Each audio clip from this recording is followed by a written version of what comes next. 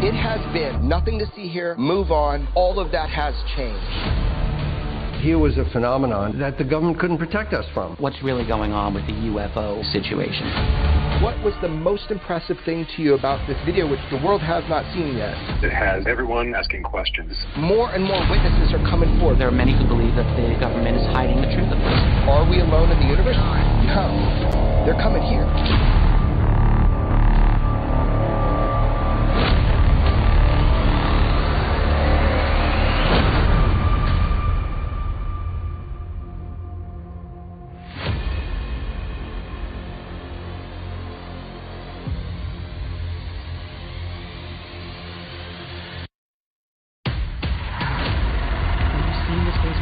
What I personally witnessed myself is very disturbing. Perception of the UFO problem. Nothing to see here, all of it.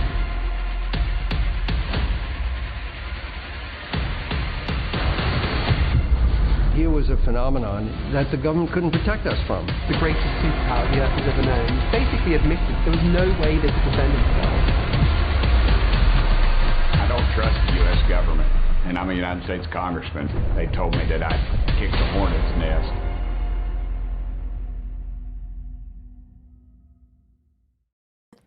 Well, oh, I forgot to take the picture down. God dang it. Look at that. I already messed it all up. Hey, welcome to this crossover event. I didn't think, you know what? We didn't talk about who was going to start the show talking. But my name is Tyler. I'm here with Nikki Starchild, and we're doing this little crossover event. The 3-part series from Tubi and TMZ released, last week.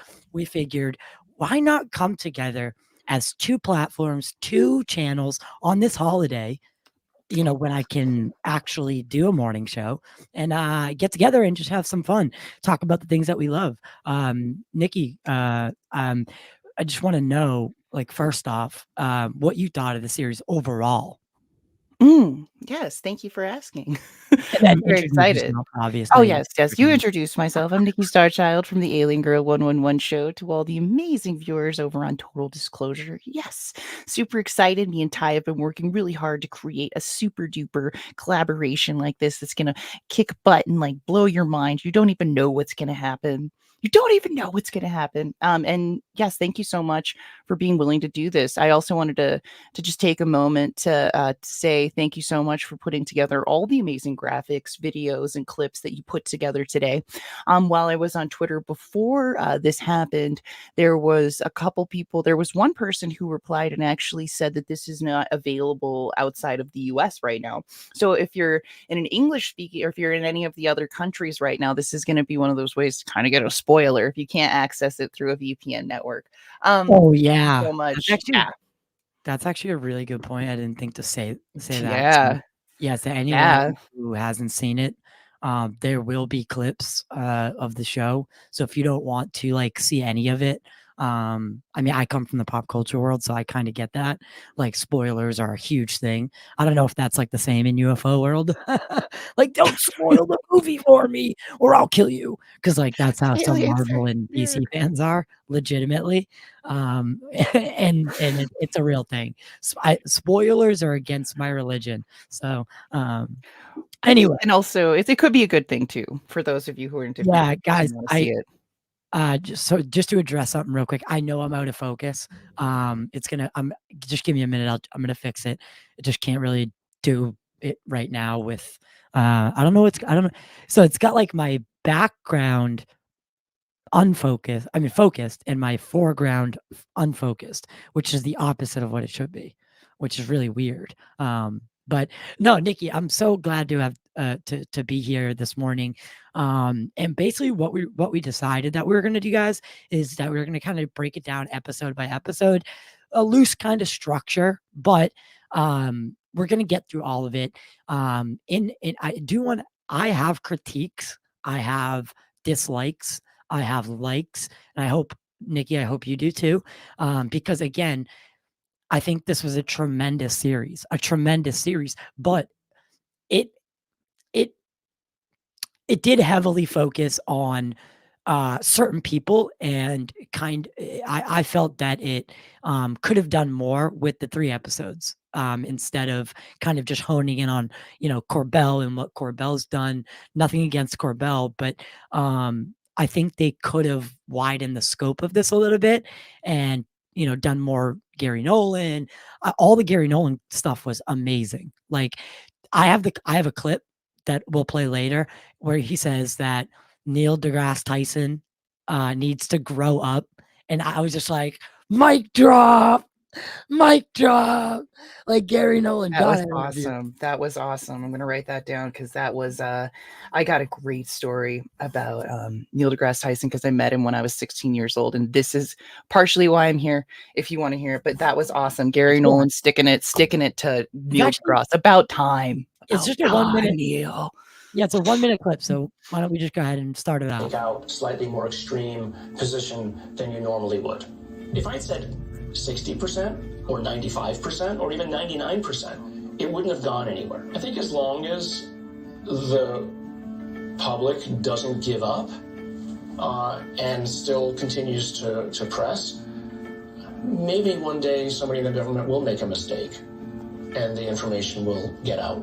We'll see. When I apply for a grant, I will put down my preliminary data. It's just enough data that I feel is so conclusive that I'm willing to stake 2 or 3 years of my life on it. And I say, this is something that I really believe in, and I'm going to use this data as my flag in the sand.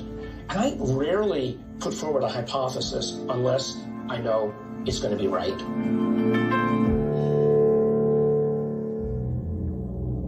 Another group that comes here might think, that's a really great place. These humans are a real problem.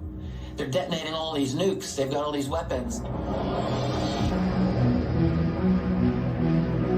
They're laying waste, really, to the global ecosystem, let's be real.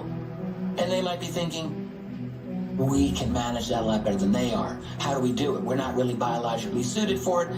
Can we create our own avatars and live there? All right, so apparently that was the wrong clip, but it is a good place to start. I don't know. I labeled it the Gary Nolan clip, but that wasn't the right one. But I did like that clip because Gary does talk about like the scientific method, and then Richard Dolan talking about the connection between nuclear weapons and UFOs. Now, I think we all know. I mean, I've been talking to Bob Salas lately. I know you love you love Bob. Yes. There's a real there's a real thing that people aren't seeing, and it's the connection between UFOs and the nuclear weapons that we have.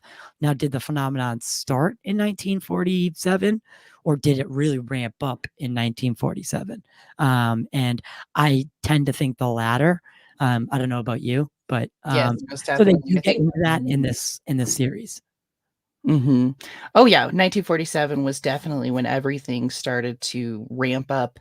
There's something about 1947 where everything changed, and it had to do with the nuclear development. Any extraterrestrial interdimensional species who would have seen 2 million people get bombed in Japan and killed, that's enough to wake up any entity. That's a lot, and also just kind of like a downer, right? Like this species that they look at us, we're this human species, and here we are taking this nuclear bomb and hurting other humans and hurting other humans on a massive scale, right?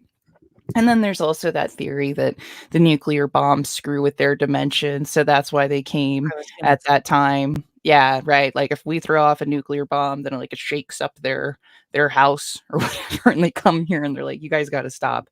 But obviously, I don't think that was the intention of them coming because they have but they have stopped us, and that's the key to keep track of, right? Robert Salas talks about he talks about the why can't I remember in Washington, Maelstrom Air Force Base Yes. incident, the Maelstrom Air Force when the nuclear heads were deactivated. And this isn't something that's like meant to be ignored. Also, earlier this year, there was some sort of political congressional hearing or something, and they were discussing back and forth. They had developed the UAP team, the UAP UFO team, to review all this stuff. And I think it was Gatz, Representative Gatz, I think. He was grilling the UAP team, and he was like, don't you guys, like, this is an issue with the nuclear stuff. The nuclear stuff is an issue. And they were like, well, we don't know anything about that. And he was like, what are you guys talking about? What about Maelstrom Air Force Base? They deactivated nuclear heads. And the UAP team was like, and that is like, seriously, how can, and he was like, this is in the ether of our society right now that these nuclear warheads have been deactivated at Maelstrom Air Force Base by UFOs. Yet nobody seems to care. Nobody seemed right. Like, he's like, if you're the UFO freaking team, why aren't you freaking, if you're the UFO team that's supposed to be reviewing all this stuff, why in the hell have you not gone and figured out what Maelstrom Air Force Base is? It's almost like, do you even know what Roswell is? All they're doing is looking over crap that's just been regurgitated to them in some boring BS thing.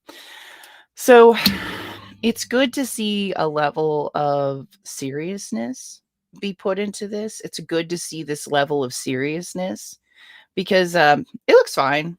I wouldn't stress. Yeah, I wouldn't stress. It's bothering me like I know. There. That's yes. The film school trick is if you can't beat it, get away from it. Smart, dude. Smart. Yeah. All right. Yes, and you're absolutely right. There's clearly and I liked what I wish they brought and that's what I'm talking about when they could have widened the scope on this thing, because they could have called Mario Woods, who I had a phone call with last night. He's my documentary that I'm filming in late March. So I leave in late March. I'm going to stay with Mario Woods for 2 weeks, and I'm literally doing like the American Alchemy Grush documentary style with Mario, and that's what we're going to shop around. And then there's other things that are in the works with that are pretty mind-blowing. But so Mario was abducted at a nuclear missile silo, responding to a call that an orb light, or a reddish orb light, was hovering over November 5, which is what their code name was for that missile silo. Wow. How'd you find Mario? Mario's this story, everything, all of this. Yeah, Mario's pretty well known. I can I'll introduce you to, but Mario's case is one of the most intriguing that I've ever come across. Now, Robert Salas' story is amazing, but he was just in the bunker, right? He saw the nuclear weapons go off. Scary fucking thing. Whoop, scary thing. We're doing good. We're doing good. Oh, right? Imagine that, watching all the nuclear weapons in a system that is not connected for that very reason, right? So that if you take one, they all don't go down, and then all of them click by click go. I mean, Robert's heart was probably at, like 220 beats per second at that time. But he was underground, right? Now we're talking about a guy who was on the other side of it, not the same base, not the same case, but we're talking about a guy who responded, right? And they responded, and what they drove up upon was this big gaseous like ball of light, and then the pressure inside their car got really thick, really heavy, and they both passed out. And next thing you know, they woke up a mile from the missile silo. This is all documented. I'll That is tell you crazy. more about the case. I'm sure your audience knows all about the case. Oh, I'm sure. I feel like a Yeah. dork not knowing. It's too No, early. You caught me off Mario, guard. yeah. Usually I'd Mario's is Wikipedia during a really show and Mario's case pretend. is Mario's case hasn't been done justice. Discovery did like this little like this like throwaway, I don't know, like throwaway hour-long special, but his section was like 14 minutes long. It didn't get into it, and I called him up and I was like, Mario, I want to tell your whole story. He gave 4 hours of testimony to Arrow, and they did nothing with it. I can confirm to you, no, Mario Woods has given 4 hours of testimony about being abducted at Ellsworth Air Force Base in the 80s. In the 70s, I'm sorry, in the 70s. And they did nothing on it. And they still have the gall to say, we have no evidence of extraterrestrial life. Now, could they be using word salad? Of course. We have no proof of extraterrestrial life. We have proof of interdimensional life. Yeah, for sure. Could they be playing word salad? Could they have been playing word salad since the beginning? That's my thought. Oh yeah, 100% been playing word salad since the beginning, messing around. I can tell why they wouldn't want this one. I can tell why if they had a 4-hour sort of testimony associated with this, why they would push back on it. And it's because it includes the abduction. That's the one thing they don't want to go into. Once we get the clarification that once this is processed, the next question will be, why are they abducting us? Why can't the government protect us? And like, the thing is we put so much money into, at least, you and I are in the United States. We have viewers from all over the world. And thank you so much for being here. Good morning, everybody. Good afternoon and good evening all over the world. But I guess the question is, associated with that is why would this all be happening with the abductions? And when we think about putting our money into the US government taxes, right? Like a big component for me is protection. Like I know that I have a pretty good chance because of the amazing veterans. Yeah, that's cool. Amazing veterans and everything going on, is that like when the soldiers and the people protecting our country, I know that I'm probably going to be able to walk out of my house today and have a very high chance of not getting bombed. And that's very important to me. You can't put a price on that, right? So I know that a lot of our money that we have that we put into the US government goes to the military. I'm very aware of that. And I know that that's why I can walk out most of the time and feel protected, right? Like 911 obviously happened, and that was very, very awful and scary. And I saved myself from saying it. I said, and we're streaming on Rumble, Alien Girl Rumble, by the way. So if you guys want to go over there and subscribe to, not now, but later, we got our first lately. It's I like it. It's definitely interesting. You know what I did like about the series? In episode 1, they retold the Tic Tac story, and they told it through the lens of the testimony given, right? And I really like the way that they did it. It's a story that I think we've heard a little bit too much, right? So it's kind of like falling to deaf ears at this point. It's like, all right, I know the Tic Tac story, but they did make it a little bit more fresh by coupling it with Fravor's testimony. I really liked how they kind of honed in on Fravor when he said, like when he was asked, I can't remember which, I think it was Burleson, Congressman Burleson asked, could you have engaged this craft? Could you have protected yourself? And then when he looks in the camera and he pauses, no. And just, it's like a stark feeling. Like you got literally Top Gun Maverick sitting at Congress. Like David Fravor is Top Gun. Like that's who he is. That's you want to know Tom Cruise's character in Top Gun, go meet David Fravor, because that's who it is. And for that guy to sit there and be like, there's no way I could have done anything to this thing that I was chasing, and like I could literally have not, like our biggest and best couldn't even put up a 0.1% chance of a kinetic engagement. And we know that the Russians knew this a long time ago.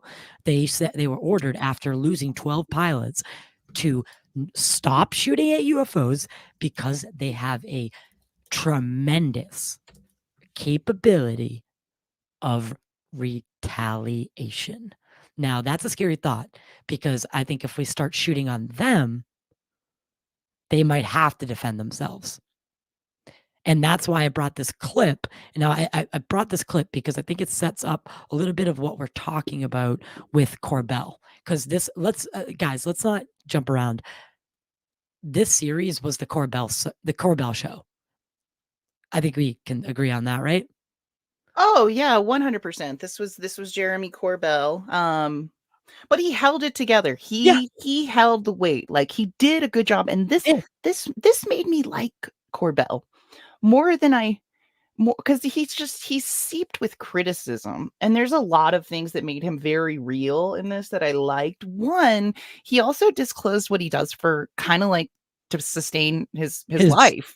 Like we watch people in ufology and we think like, oh, then they must be having so much money or blah blah blah or whatever, right? And how do they must be making a lot of money from these UFO documentaries? They're not, you guys. Even Jeremy Corbell has to have some sort of substantial. So he flips houses with his wife, and he disclosed that in the documentary. And I really liked that because it made him very much more real. Because being somebody in this field, like, you can make money here and there. Maybe if like Jeremy gets invited to, Alien Con, he probably gets a couple grand or whatever. But legitimately so for somebody who is super obsessed all day long and is taking ufology on as a job. I'm going to give him that respect, and I'm going to give him, but I will say this because I think it's important. I heard about Jeremy Corbell on Third Phase of Moon. What do you mean?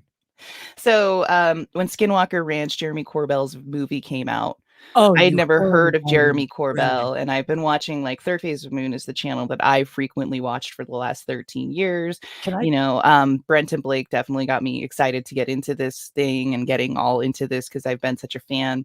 And so the first time I heard about Jeremy Corbell was on a Third Phase of Moon episode like 10 years ago. So I just think it's interesting how we're all connected too.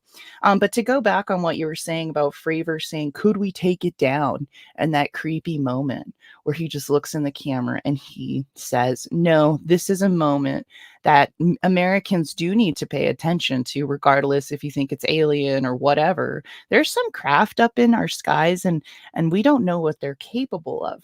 And there was something that Tim Burch had said and it actually clicked with me. And it's something that's important to, I think, visualize. Because even for me, I haven't visualized it. And I'm sure other people haven't, which is he said that, they're chasing down UFOs. Tim Burch is like, I'm talking to all these pilots chasing down UFOs. That's not really terminology that we hear when it's being reported. But like, you have to think in the moment, you have these pilots who are like, let's chase this thing down. And that's exactly what they're doing. We're chasing down UFOs, trying to figure out what the hell they are. We're not just letting them glide by and being like, clip, clip, clip. Here's a camera. Let's take some photos. No, like this is curious. This is mysterious. This is moving very fast. Let's track it down. We're going to chase it. I'm going to get in my F-16, go as fast as my little F-16 pilot self has been trained to do. And I'm going to go look at this UFO. That's very different than just taking some photos or locking radar. This is so, I agree. Absolutely. So that became very real. And I enjoyed that. And I think one of the best moments in history will always be this. G, the witnesses will please stand and raise their right hand. Do you solemnly swear or affirm that the testimony you are about to give is the truth, the whole truth, and nothing but the truth, so help you God? Let the record show that all... I can't get over like that moment in life, like when they swore in, right? It was unprecedented. It was the first real UFO hearing since the 70s. Or since the 40s, I'd actually say, or 50s, whenever they did the Major Sanford, when he came out, that one, that was, then the the hearings that happened after that, those are like real. This was a real UFO hearing. The ones that we had previously were I would classify them more as meetings and briefings. And, you know, to quote my friend Tim Burchett, those guys originally from the UAP task force, whatever, Scott Bray and the other guy, they could barely spell UFO, right? They had no idea what they were doing up there. And they could like I said. So I found the clip and I want to play it just because I think this is like a mic drop moment. But give me your take on, so we're kind of into episode 2 now, right? Episode 1 was kind of just a recap of the Tic Tac incident, the New York Times article, things that we all really kind of know about already. And there's, you know, they get into it, kind of bring people up to speed. But episode 2 is called Truth Seekers. I'm sure Truth Seeker loved that. I'm sure he was all about that. Stephen Cambion. Great. He's like, yes, they use my name as an episode title. But what's the laugh? But episode 2 goes more into like it gets more into the wider ufology scope, and it starts bringing in people like you know, George Knapp and all them. But what I found funny was this clip from the last episode. But I'm bringing it up now because we had already talked about it. Neil deGrasse Tyson. After this clip plays, I want to let you to tell me what you think of him and why is he so adamantly against this subject publicly? Looks too much like a spaceship. So the reason why it's probably not aliens is its trajectory around the sun was completely determined by gravitational forces. How do you know? Because we calculate this. Neil deGrasse Tyson needs to grow up. I think Neil deGrasse Tyson is jealous. You can publish that. He's acting more like an astrologer than an astronomer. He's acting more like a priest. Look at the people who are the most against it. They're actually not practicing scientists. They're opinion scientists. When's the last time any of these people have actually been anywhere near a laboratory or near a measurement device? The signal we get from it is elongated, but it's probably a rubble pile stretched into that shape. Because you don't get that by nature. You don't get that. Yeah, that's why it's man-made. Alien made. You want that to be aliens. That's what, just fess up. You want that to be aliens. Of course I want that to be aliens. Okay. These people should be forced to give back their PhDs. If you're not going to honor your oath of how you're going to address and approach data and openness to ideas, and you're going to use ridicule, you've lost. Maneuvering, because a tennis ball would have that trajectory moving at that speed. That's all. Is there any chance that's the tennis ball? No. Like, why? Why is he so? And Gary, by the way, you literally sold it. Like, you're my new hero for saying that. And I like how he's after. He's like, and you could publish that. Because he's like, I love Gary. Yeah, grow up. And do you think that that's true, that mainstream science needs to just come to fucking terms? Well, I've got a great story about Neil deGrasse Tyson, and it actually kind of includes how I got to be here. So when I was 16 years old, I guess you could say I'd started to develop an interest in space. I can't remember if this was, I think it actually was after that I found the Disclosure Project, but I was 16 years old and I met Neil deGrasse Tyson when I was 16.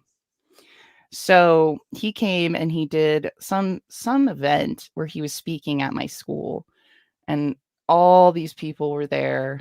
And afterwards, I just felt he had done a whole presentation on the Drake's equation.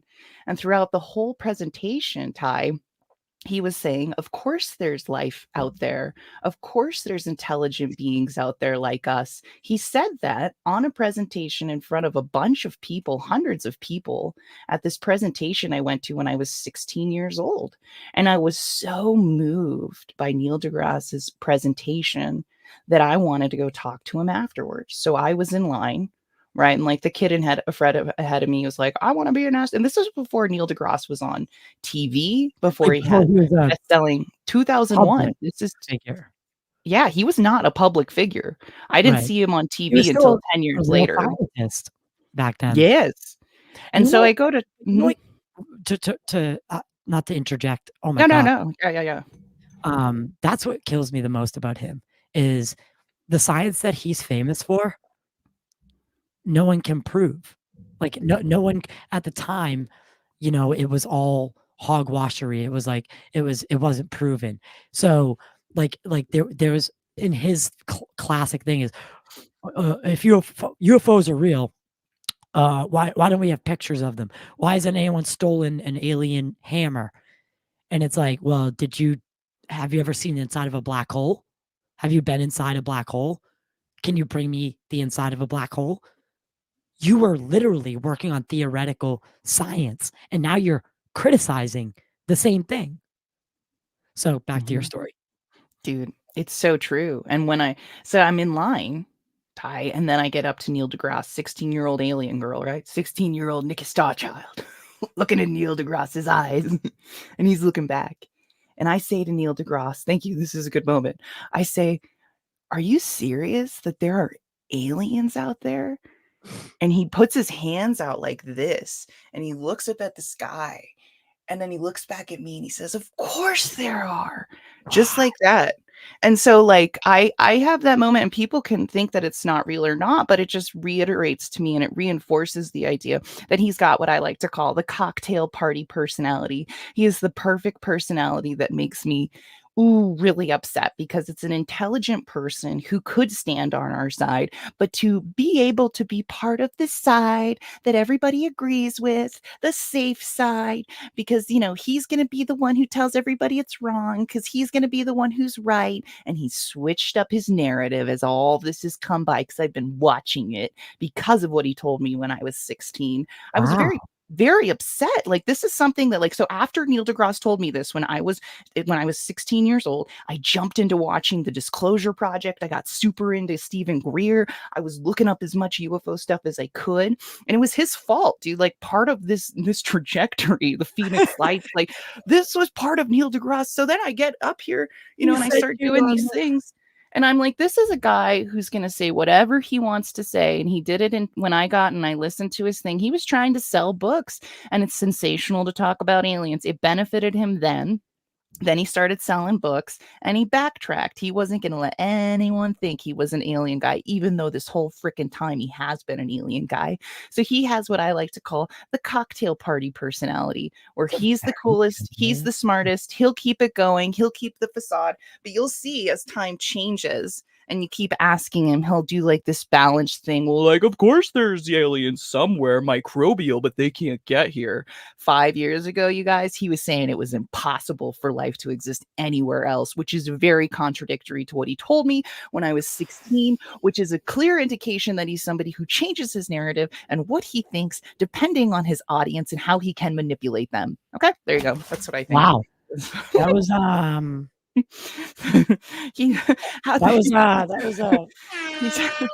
breathtaking.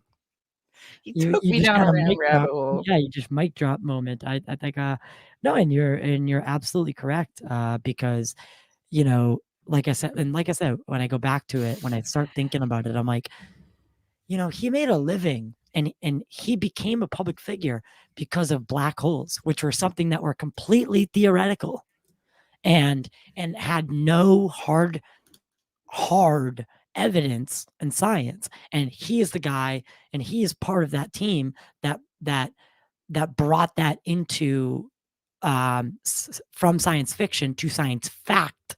So for him to be kind of doing this, it just really, it freaks me out. It's like, because like I think Carl Sagan, I think these, and Gary Nolan's right when he said it. I think they're not practicing science anymore. These aren't lab coat scientists. No, these they're guys are salesmen. who they parade out anytime something new happens in science to try to explain it, right? Like, you know, like in the case of Oumuamua, even though Avi Loeb was way more qualified to talk about it because he's the one who found it, they still had Tyson coming on to talk about it over Harvard's astronomer who found it. And it was like, it was just really weird.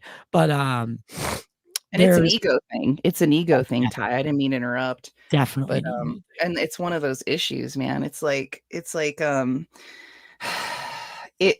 concerning when people who have that sort of platform, they use it like to control, and it's a huge issue. Like, I don't know, especially as I get deeper into it, like when people say that they think all the crop circles in Wilshire are completely created by aliens, even though like the majority of people who get into this know that there are people who are called croppers who go and they make like these beautiful geometric designs. But anyway, to back up what you were saying specifically about him not being a real scientist, that's huge. Neil deGrasse Tyson is not an active studying scientist, and he has not been for over 20 years, and he's just a celebrity, and he panders to his audiences, and right now his audience is semi with aliens, but 10 years ago they hated aliens. So whatever his little audience will say, I'm sure he pulls them to freaking feel in alignment with what they're doing, but he's a huge disservice to ufology. He is not a deep researcher. He is not looking at the information, and he should be ashamed that he thinks he's better than going through 75 years of documentation, at least delving into it. There are very intelligent people in this field, and he thinks he's more intelligent than everyone, and he's not. There are plenty of really freaking intelligent people way smarter than him, but he's too good to look through the documentation. He's too good to have an actual conversation. Read the studies about Oumuamua. Get more data. I didn't hear anything in there about how Oumuamua was closest to Earth when it churned. It was closest and that to it Earth. accelerated for no reason. And I got the numbers on that. People didn't believe it, but it's true. It was and it accelerated. Thank you, Ty. The thing accelerated, and we were just like, how did that happen? Like, everything about Oumuamua was anomalous, and the fact that mainstream science is just so quick to bury these things, it scares me, because the episode of this, the title of this episode is called Truth Seekers. Are we the last truth seekers? Because eventually, like, everyone is becoming so dormant. They just take what they hear on the news, and they take what they hear on Fox, or, like, if you're a Republican, you're watching Fox. If you're a Democrat, you're watching CNN. I don't know. I made that up. I'm not into politics. I think it's CNN. But like, and your news is tailored for you. Like, you're going to find your news every day, not the news, your news. And that's the problem, is no one's getting the news anymore. You're getting your own news. What you want to see, what you want to hear is being algorithmed it back and swashed back into your face. So the problem with the world right now is that we're so connected that it's allowed the hierarchy, whoever's in charge, to keep us factionalized. And that's a huge problem in ufology as well, right? Yeah, huge. The Stephen Greer camp. Like I'm having UFO whistleblower Michael Herrera on my show. Do you know how much shit I'm getting right now? I'm sure. Because he came out during the Greer disclosure 2.0 thing. Oh yeah, was he the one who? He was the one who was wearing like the Freemason badge. Yep. He was his father was homeless, right? I'm sorry, what? His father was homeless. He learned his father was homeless. Wasn't that part of his story? Can you give me a brief rundown of what Michael Herrera? Because I watched the whole Disclosure Project 2.0, but sometimes I'm bad with names. Yeah. So with Michael Herrera, his story, I mean, he was on Sean Ryan's show. And dude, his testimony just blows me away. Like, it had my jaw on the floor, because I know Marines, and I know that you don't get the drop on them unless you are the best of the best. And so Indonesia, 2009, earthquake happens, tsunami rolls through Indonesia. We send our troops down to Indonesia for aid. This was literally an aid mission. No, no. At no time did they think they were going to be firing or engaging any enemies. Nothing like that, right? So they're on patrol one night, and all of a sudden, they're surrounded. And not only are they surrounded, but they're being de-weaponed. Their weapons are being taken off of them. So they're at gunpoint, and they're being held at gunpoint from snipers. And they're surrounded. Someone has to drop on them. Someone. They're looking. They're all black uniforms, but they're military uniforms, and they're all black, right? And these guys were so quick, so efficient, so lethal, and mind you, the whole time they're yelling at these guys. This Marine Corps. So about 5 or 6 people were surrounded by about 20 people, 20 of these unknowns. Who are dressed in black, and we don't know where they're from or what country, but they had an American accent. They were screaming at them that they were gonna waste them. They're gonna make a move, and we're gonna shoot you. No one would find you out here. That kind of stuff. So they're yelling that kind of stuff at them, and they have them on their knees. They zip tie them, so they clip them. They have them all sitting there, and to de-arm. To do that to a group of Marines, and so they said it happened in under 6 minutes. They were cuffed and down, and it was guns to the head kind of thing. But in the background, all of a sudden, Mike watches this black UFO rise above the hill, and trucks start, military blacked out trucks, start driving over the hill with these crates in them and driving into the UFO. And then eventually the UFO takes off. The military, this militia, they don't kill them, but they turn them around and say, walk that way. And they strapped their rifles, because all Marines carry rifles. And if anyone knows military, there's a strap on that rifle, right?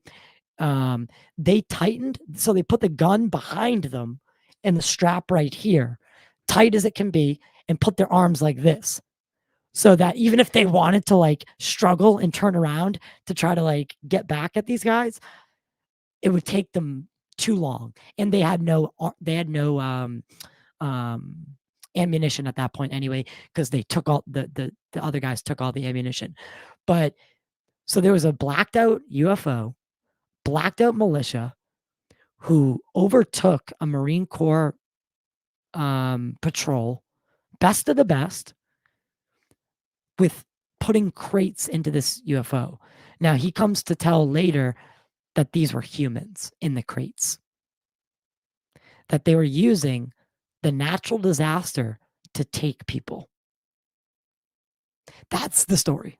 That's the Cliff Notes. It's a fucking wild story. You're getting shit for thinking that? You're getting shit for that? People are giving you shit for having him on? Yeah, because he came out at the Disclosure Project 2.0. He was on Sean Ryan. People need to get over so themselves. You got a Sean Ryan guest. Everyone can go. I'm sorry. That's impressive that you got Michael Herrera. And having I love Sean Ryan is freaking awesome. Yeah. And that's a really, really amazing story. It's an amazing. I highly suggest that people go listen to his testimony, because it is I can't do it justice. But my jaw was on the ground. Heart was. I remember I was driving that day listening to the podcast, and I was just like, oh my God, this is the most wild thing ever. I gotta find this guy. And I went on a mission and I found him. And that brings us to episode 3, the possibilities, right? So the possibilities, there's so much that happens. And I go to episode 3 because it's definitely the one where he finally debuts the entire jellyfish clip. And I was thinking, did you want to watch that? The jellyfish? Let's do it. Why not? Well, first off, okay, so we'll watch 2 clips in a row. because I think the jellyfish UFO thing is, I'm not like super sold on it yet, so maybe we can break it down a little bit. But really quick, this is Jeremy talking about engaging kinetically on JRE, and Joe Rogan was like actually really heavily featured in this series. All right, so I'm gonna stop it there, and we're gonna, because we just don't need to go longer. But here's the jellyfish.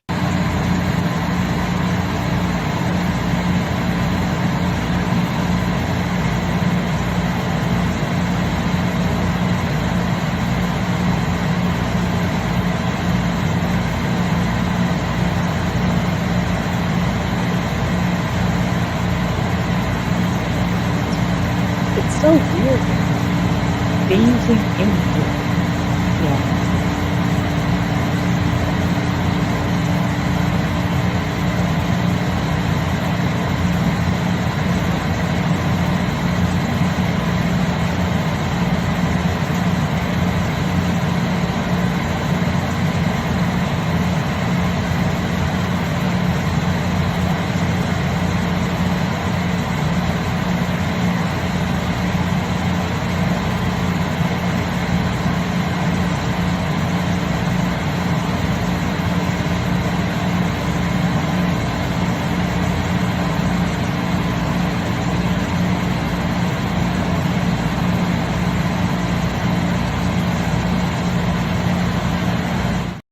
So yeah, that's the I stopped it a little bit early, but that is the jellyfish UFO. Now, that's the one that they were talking about in that episode, and they finally debuted it in this document or docu-series.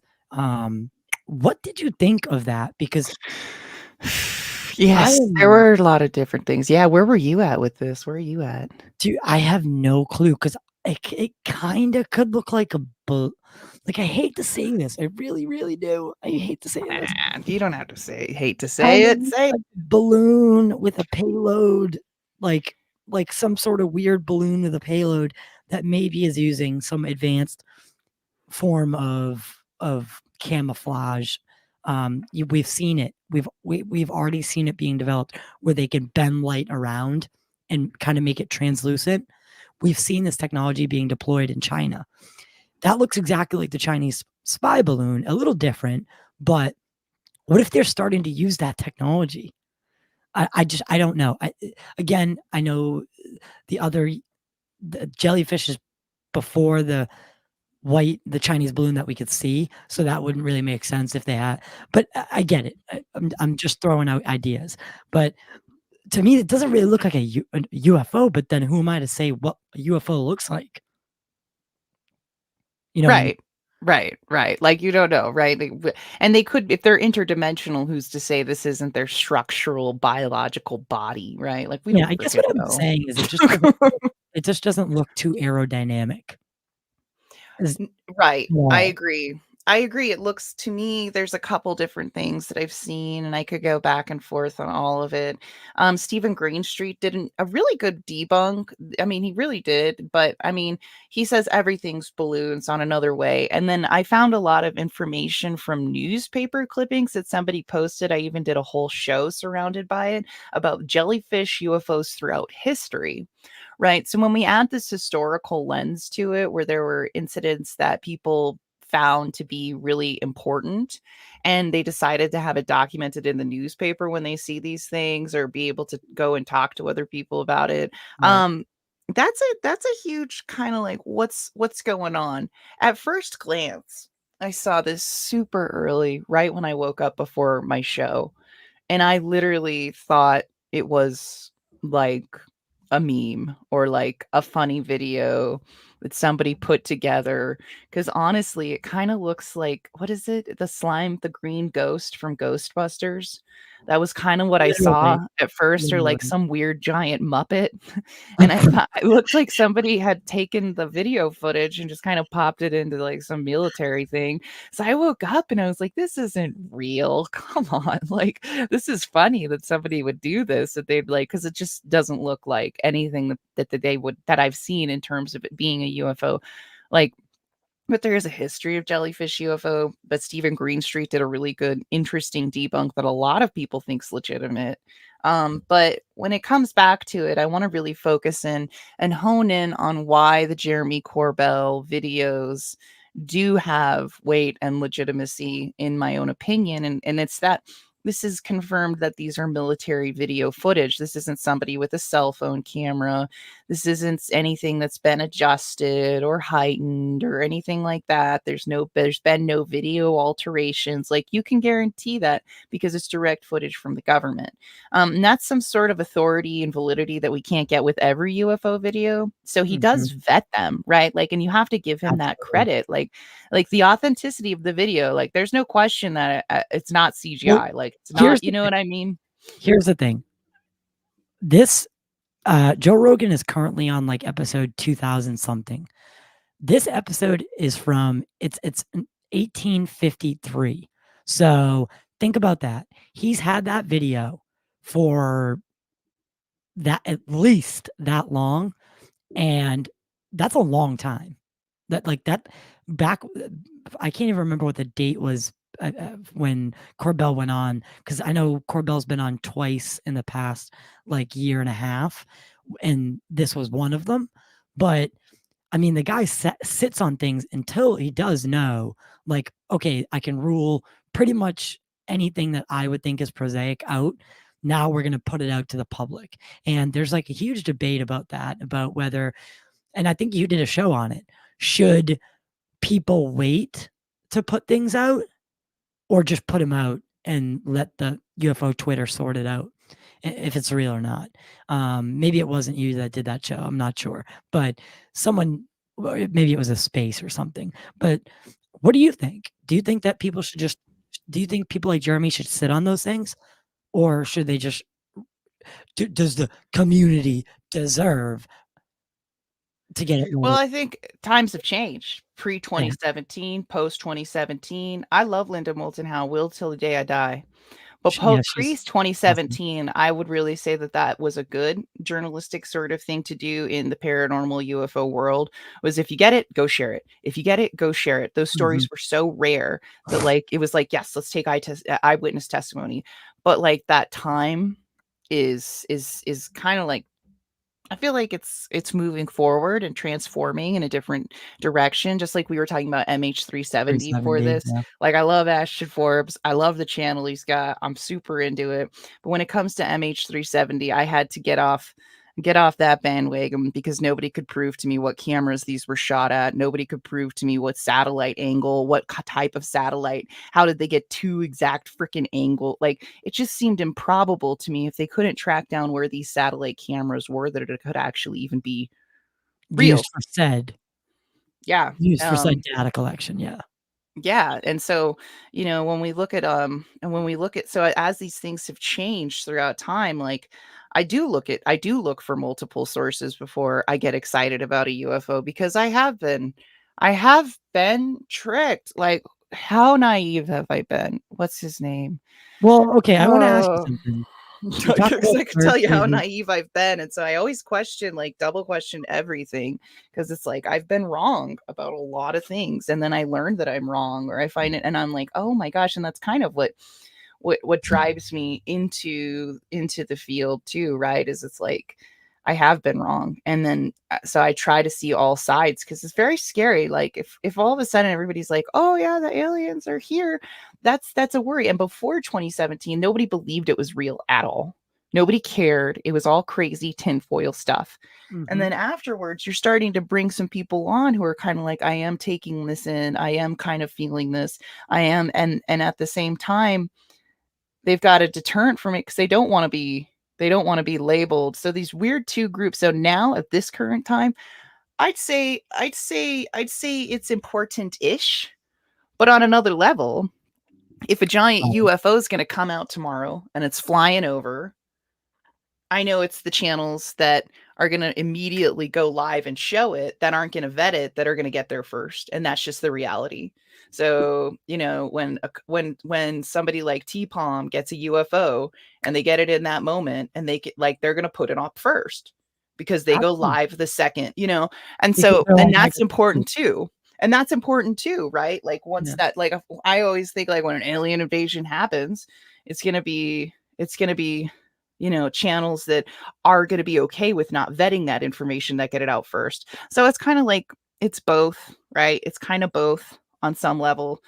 It's just before 2017, Linda Moulton Howe, yes, give me more, Linda, give me more. Now I kind of go watch it and I'm just like, yeah, this is really exciting to hear about these eyewitness testimonies and Zeta Reticuli and all these different types of reptilian beings and all these different types of aliens. But like, I have nothing to cross-reference it. And after 2017, I have a bunch of information to cross-reference, and the cross-references take me in a different direction sometimes. Right. And listen, I'm the first one to say that like Linda is amazing, right? Yes, I love she's done Linda. so much good work in her career. Sorry, I'm trying to get you to 50 likes. Yeah. Yes, if we get to 50 likes, if you do, I want you to do your dance party with me. After, are you sure? No. Absolutely. Well, I don't have them. If you want to do the dance party, this is I do. exciting. Like it's 7. I woke up this early and I'm not, there's no way I'm not getting it. Oh my gosh, they're gonna be so happy. Well, no what way. song do you want to play on your side? Because I don't think I can play a song. Right? That's where I get. Shoot. Yeah, right. That's where I'm like, what? Well, but whatever. I know, right? No big deal. Because we were gonna do what we're doing is afterwards, because they all want their starseed reading of the day. So when we got to 50 likes, we'll also be doing like a post stream where I'll do a little card reading for them and we'll dance a little bit, you know, just chill out or whatever. But so yeah, but because this is where we're doing our deep dive, you know, and everybody kind of, and it's an extended show today. We're gonna have fun. So I have like a post stream party once we get to 50 likes, which I think we're close to. We're 2 likes away. So we're definitely gonna be doing like a post stream thing, because I know all of you are dying for your starseed reading. You're dying for the dance party. So we're gonna get to that. Yeah, my audience is not awake, apparently. I tried to tell them all to wake up, but they apparently forgot. So yeah, we well, you know, it's freaking hard to get up this early. Slot. I mean, this is your slot, like the 7:30 slot, right? So right. Like, and I'm happy that I did that, because so many people go at night. Like, it's so easy to stream over people. That's the thing, is I've been, and this is off topic, but I've been kind of neglecting YouTube because the podcast on audio has been doing so well, that I kind of forgot about YouTube. And I'm committed now to Thursday nights, 7:30, live on YouTube.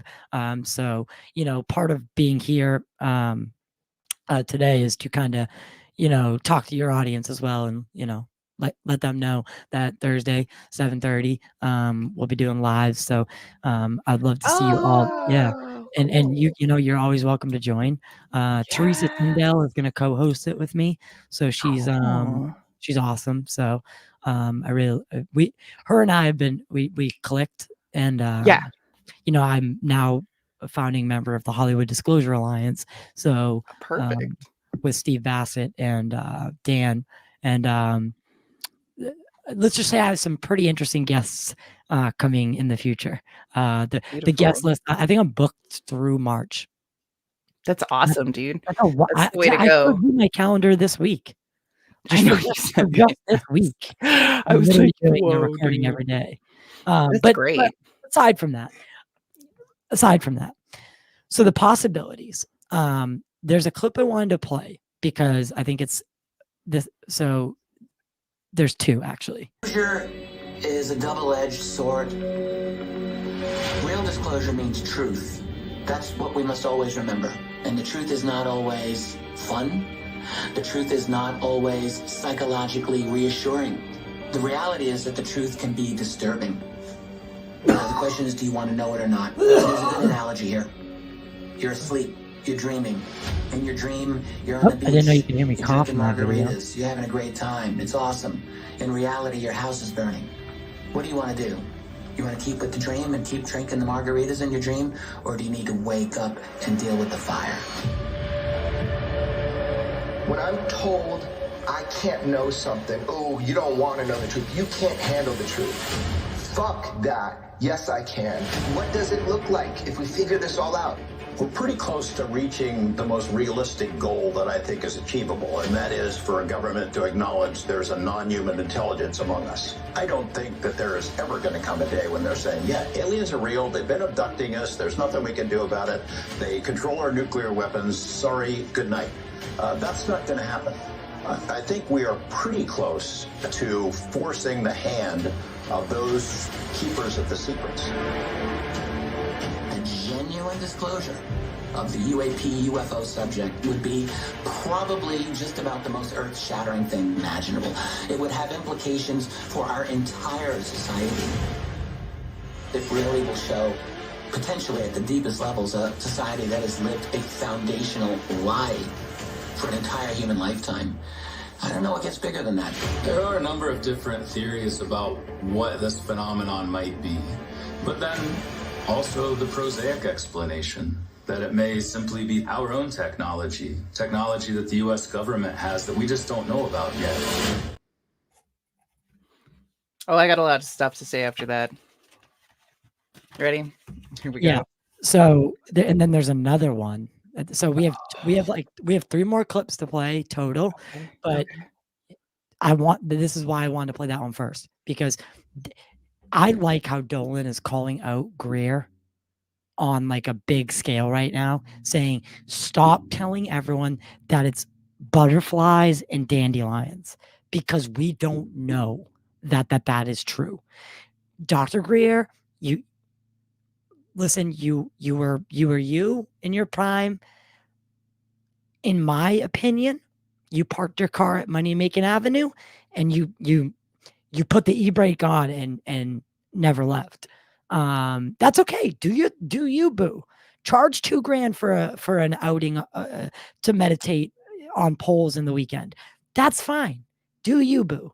But don't go on shows like Sean Ryan and other huge platforms and try to spin the narrative when his main mission is we need to be one. We all need to come together. Yet he is the one who factionalizes us the most.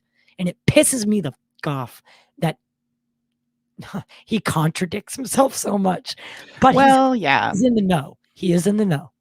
And I listen to he goes a little bit much for people. The one thing that stood out to me about Greer is people said that he would bring like security guards to conferences who were armed, which I think is a little bit of an overkill, right? Yeah, I didn't mean to interrupt. He wants to show that no. He does it for a reason, because he's perpetuated the story about how, they killed his partners with direct energy weapons, and like it's basically him showing part of the facade. It's the facade showing up with armed guards, right? Because he's already told us that he's had to do that.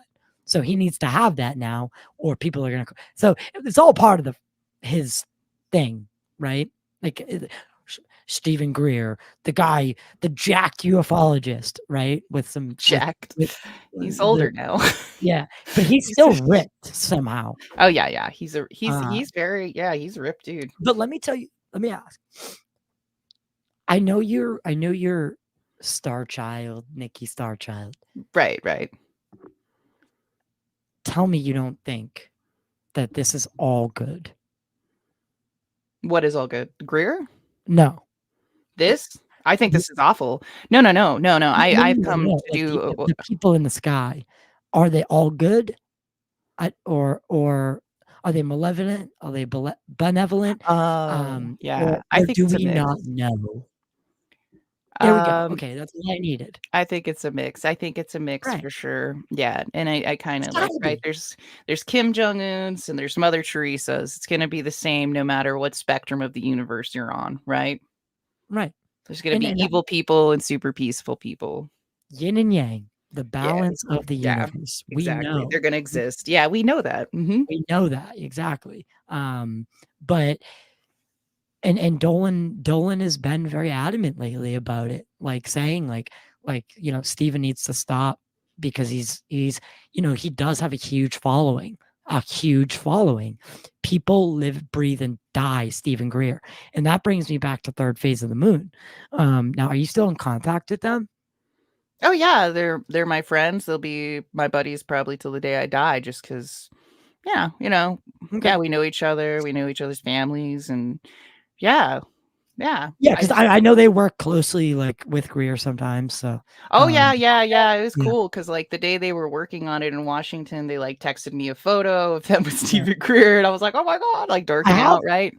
I have Blake's number, and we were gonna set up an interview, and he just kind of fizzled out on me. So Oh yeah, they're hard to get on. I got them on Mm. once, and it was really, Yeah. really cool. But Well, they're no, they hard to said nail yeah, down. yeah. They Yeah. totally said yes, and then I just yeah. But like they're I hate this. I don't want to sound like this, but I don't necessarily need it right now. So I mean, I have plenty of other great people to talk to, just like yourself, right? So and that's the way I go.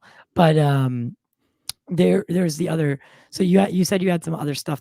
Was there anything else on that clip? Yes. Because I want to play the did. Lazar clip as well.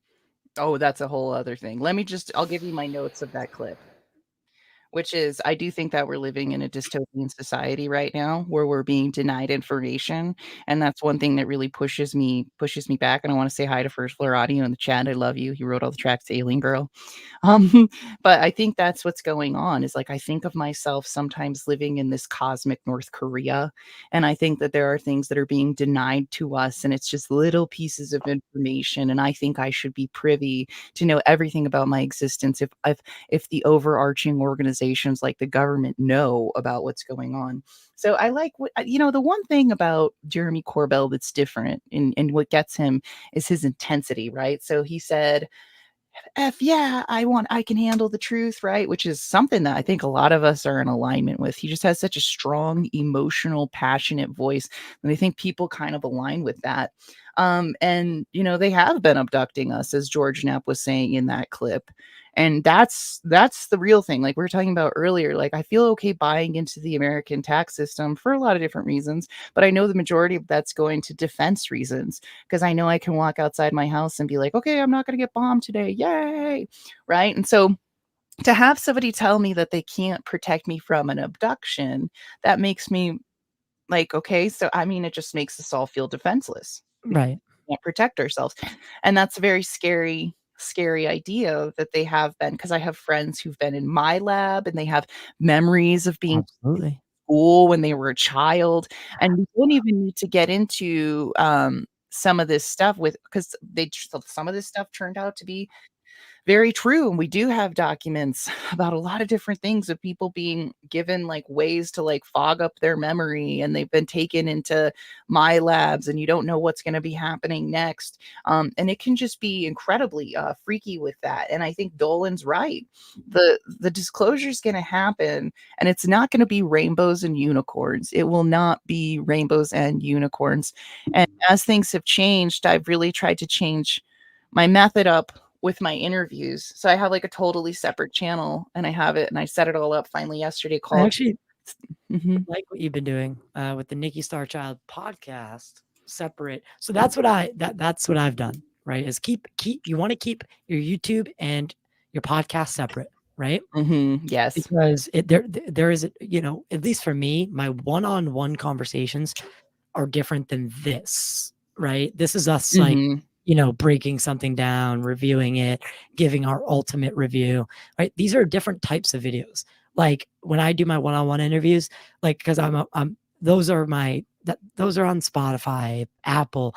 And then here I am putting them on YouTube again now. But like I said, I like what you're doing. And I think I think for me, I want to help you get the guests that you should have you should have already had on. So well, and I think it's because of the structure of the morning show. They see the morning show because I have a lot of friends, but it's hard but to have like 2 hours because the next one that's coming out is going to be Saturday, and I'm going to be editing it out today. And it looks good, and I watched it yesterday. But I got a Stephen Bassett interview. So the Nikki Starchild show will just be its own channel that I drop all the stuff because I need to have a portfolio to like send to Gary Nolan, to send to different people to be like, this is what it looks like, as opposed to going to like the hodgepodge of randomonium I've been working on. And it's fun. I like the idea of like the check-ins live with all of the friends to be like, hey, I'm working on this documentary, or I'm working on this, or give me ideas, what's going on with this. So that live constant back and forth with everybody in the chat, we love you, thanks for being here, is really what educates me so much about it. But yeah, Dolan's right. It's not going to be rainbows and unicorns. Yeah. Absolutely. So our next one is the Lazar.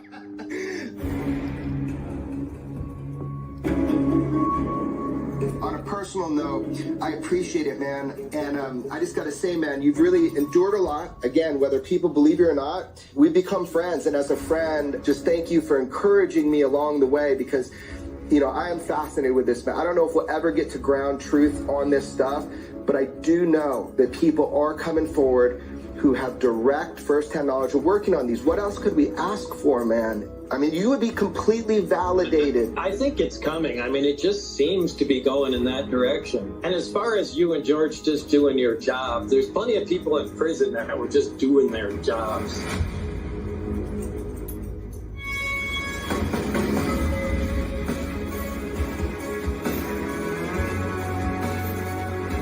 Story's never going away, Bob. You're always going to be the touchstone for people, as you were one of the first people to come forward and just put it all on the line. Unwillingly, I understand, but you did that, so it's never going away. So even though it's small to you, it's big to other people when you just take a moment and talk to us about it like this. So thanks again, man. I appreciate it. Well, no problem. I mean, I do want this stuff to come out, but I don't know, if the mood takes me, I may come out fighting again.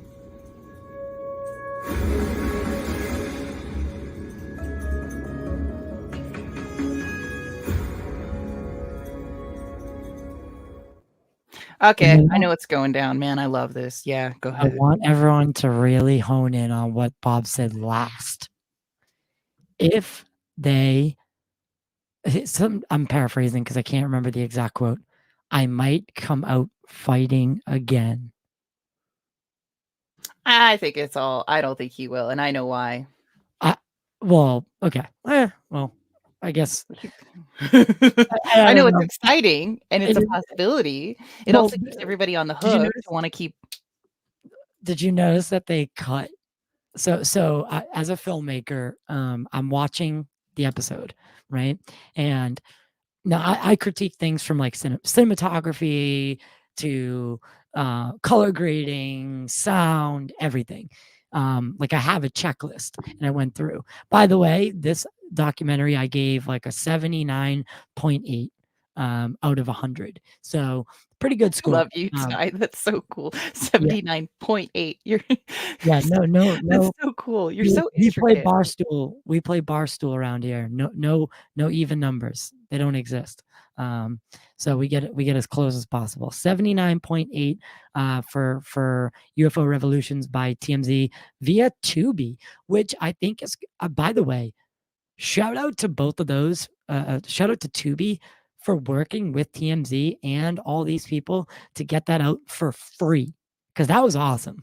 Usually that's something you'd have to pay for, etc. But that it was really nice that it was free. But while watching it, Jeremy asks the question to Lazar, will you, if I arrange it, will you testify in front of Congress? Cut. The screen cuts. Watch closely. Cut. So there's a fade black, and then it kind of, the camera angle turns and they pick up the conversation laughing.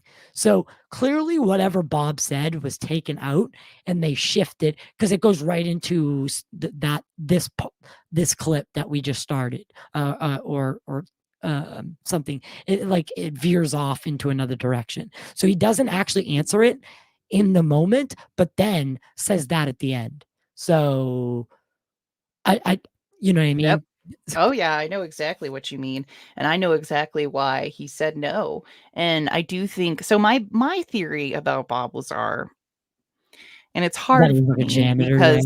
because it is that it's not that the story didn't happen to Bob Lazar. It happened to somebody else that he was hanging out with, that he became friends with, And that he he took it told him all over. of this information and said, "Hey, you take this and you go with it." So I think the story is real. And I think a lot of people Wow. in that inner circle have been protecting, because it's like the guy who probably is the real Lazar is probably like a PhD with all sorts of provable education, unlike Bob Lazar. He probably, if he's working at that high level, he's probably, in my own opinion, at least from my perspective, a very wealthy man who probably has a very intense salary if you're working on flying saucers. Like you're probably getting a lot of money.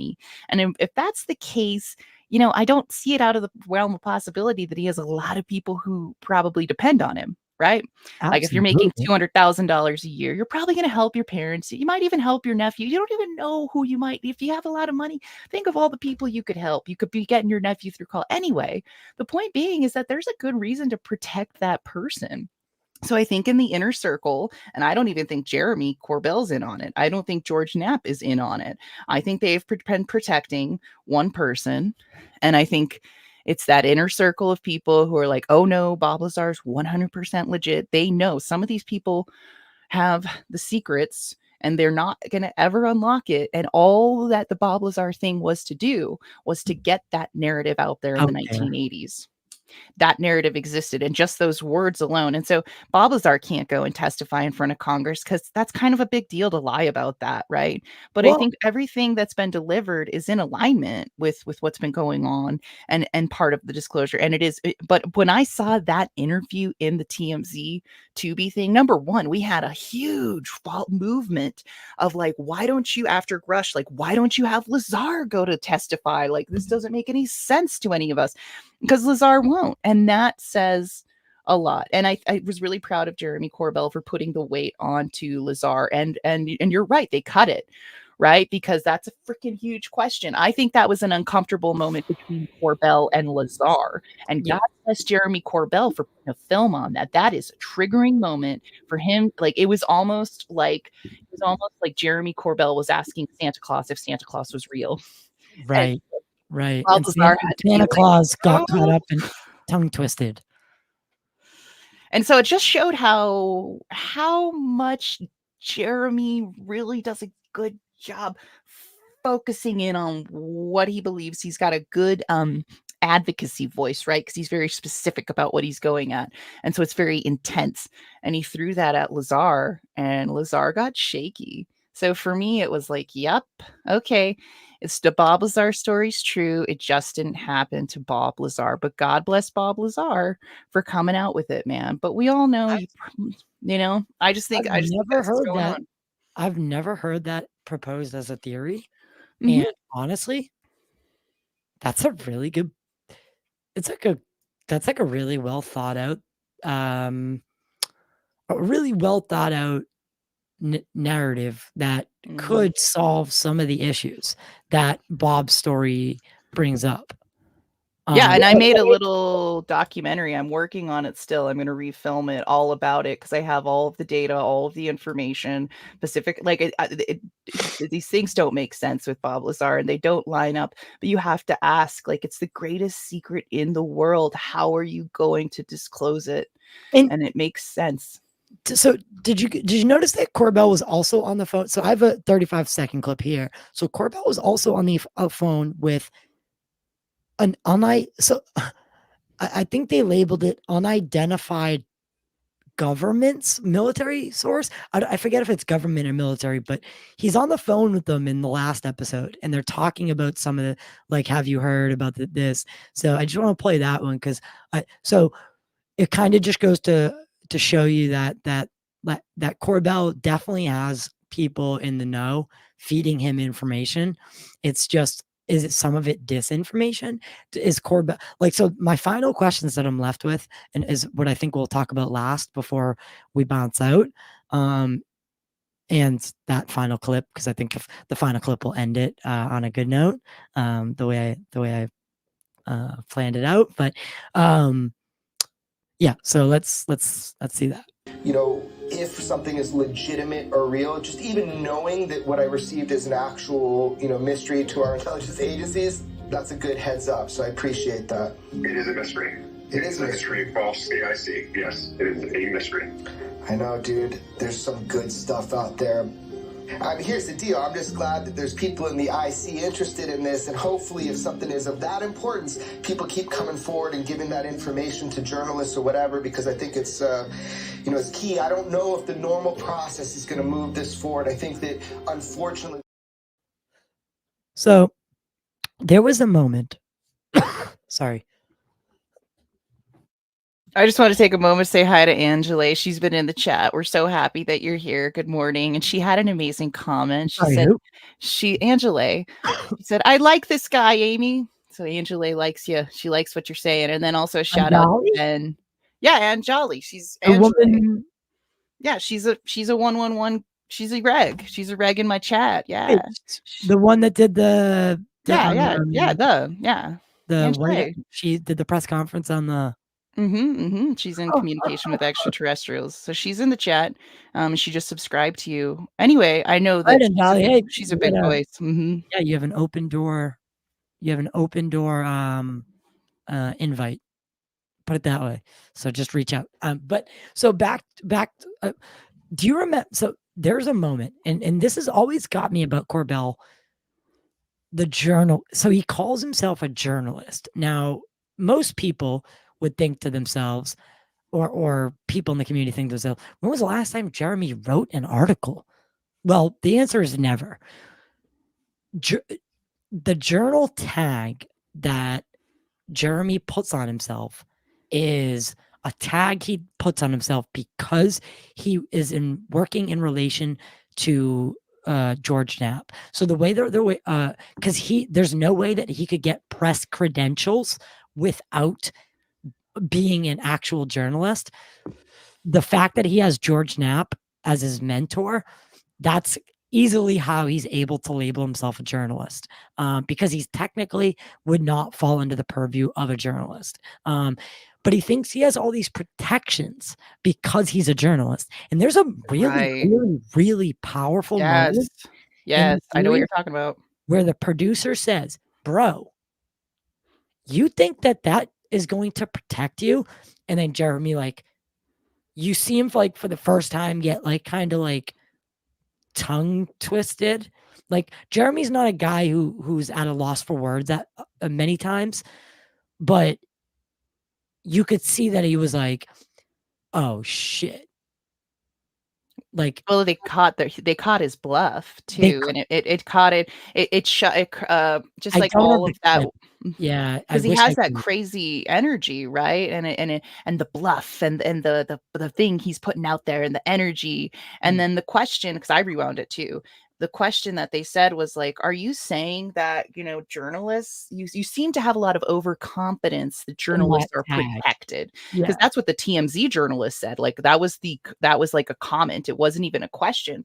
And that's when he melts down and he's like, and in my mind, what was going on there was he realized that, like he's throwing the bluff out there. He's trying to tell people, oh yeah, I'm fine. It doesn't matter. I'm protected. I don't need anything. But behind that, he is getting attacked and he is probably getting death threats, and he is probably having to get security, and he is probably having to deal with all of the repercussions of going this far down the rabbit hole that he has.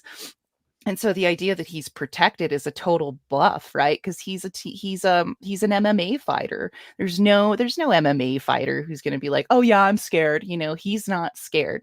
And Jeremy Corbell's biggest strength is that he's fearless. That's why people like, I don't think I'd get people to come to approach me to be like, I'm going to tell you something scary. We're going to put you in a situation where you're freaked out. That wouldn't be good for me. I'm not the person to go to be like, give me high, super clean. I like discussing it. I like researching it, but I don't want to be, what's up?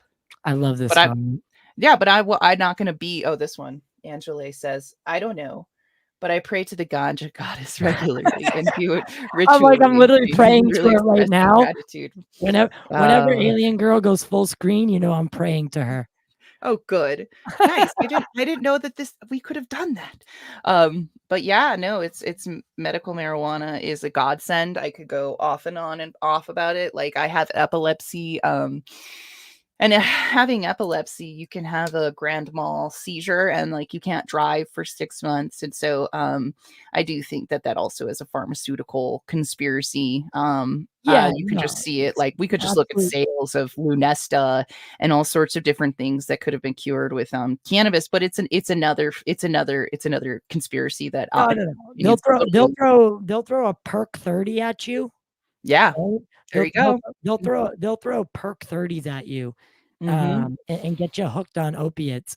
But smoking weed or smoking marijuana, for my Crohn's, makes me ineligible to have any federal job. Like it's absolutely revolting. But that same government employee can drink a 30-pack and drive home. Dude, that's what I'm saying. Is I just think alcohol is so freaking intense. And I can't even smoke on air anymore to cannabis. Monetized for it. What? I almost got monetized. Well, I think they're cracking down since COVID. Everybody was drunk and streaming on COVID. At least some people, not myself. But like, it can be interesting that they have these sort of things going on. And I see that we have Sandia Wisdom in the chat. We have all sorts of people who are in contact with extraterrestrials right now. Angela and Sandia the ET, Sandia Wisdom, Sue Walker, who's in Albuquerque, New Mexico. Epic. But they're both in the chat, and they were in cosmic. I think it was cosmic disc. I can't remember. No, it's conscious contact. Yes. So those are friends of mine. Yeah, they made the yeah. So that's actually that's where I heard of Anjali. So this is an interesting story if you want to, because you're talking about Chris and Tyler, right? Yes. So yeah. Chris and Tyler came on my show to talk about their new video, right? And they were like, "We want to be signed by 1091. We want to be," and it was just cool because like 2 weeks later they got picked up by 1091, which was weird because that means that they were maybe watching the show. Well, 1091 is who I'm talking to as well.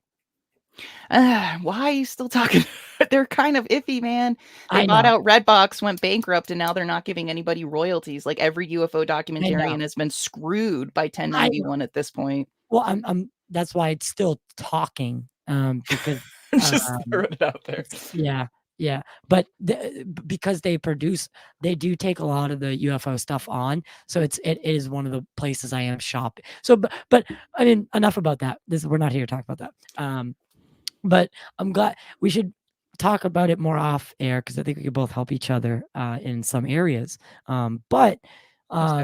So the possibilities are endless, is what I'm saying. And what I get from this documentary is overall, it was a way for them to kind of tell the story of current ufology. They it's like getting up to speed in a 3-part series hosted featuring heavily Jeremy Corbell and his friends, right?